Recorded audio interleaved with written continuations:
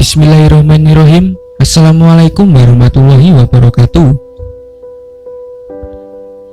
Nabi Yahya alaihissalam. Nabi Yahya alaihissalam dilahirkan saat orang tuanya sudah berusia lanjut. Nabi Yahya lahir pada tahun 7 sebelum Masehi, yang merupakan anak satu-satunya Nabi Zakaria alaihissalam. Ibunya bernama Isa, adalah saudara perempuan Hannah, istri Imran, ibunya Maryam.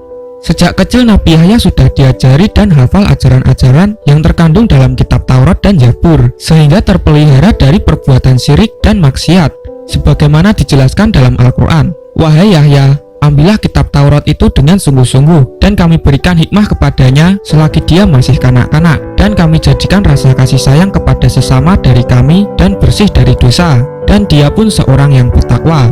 Quran Surat Maryam.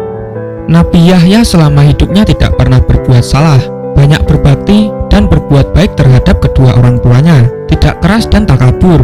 Beliau seorang yang tawadu dan lemah lembut, diberi penghormatan dan keselamatan oleh Allah Subhanahu wa Ta'ala, serta dihindarkan dari bahaya dan penyakit.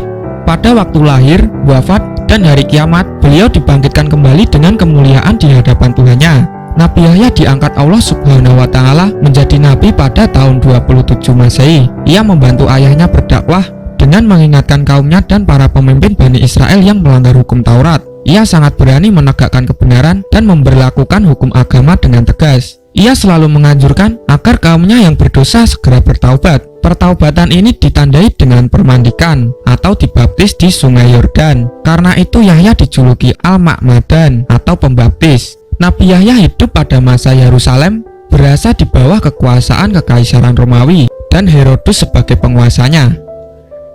Suatu ketika Raja Herodus berencana menikahi anak tirinya, Herodia, dan Nabi Yahya mengetahui rencana itu.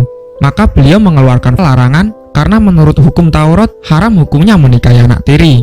Herodia tidak ingin pernikahannya gagal, maka ia meminta Raja Herodus untuk membunuh Nabi Yahya. Akhirnya Raja Herodus menangkap dan memenjarakan Nabi Yahya, kemudian membunuhnya untuk memenuhi permintaan kekasihnya, yaitu anak tirinya sendiri. Nabi Yahya dan ayahnya Nabi Zakaria dianggap menghalangi kemauan raja, kemudian keduanya dibunuh.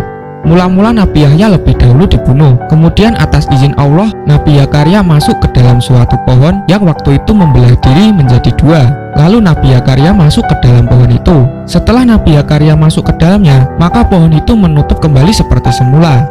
Petugas raja mencari-cari Nabi Zakaria, tetapi di tempat persembunyiannya tidak diketemukan.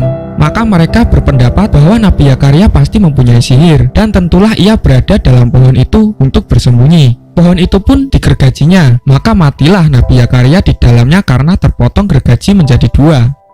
Demikian riwayat Rasul Allah dalam mempertahankan hukum Allah. Karena kerasnya mempertahankan hukum Allah, ia terbunuh menjadi syahid. Wassalamualaikum warahmatullahi wabarakatuh.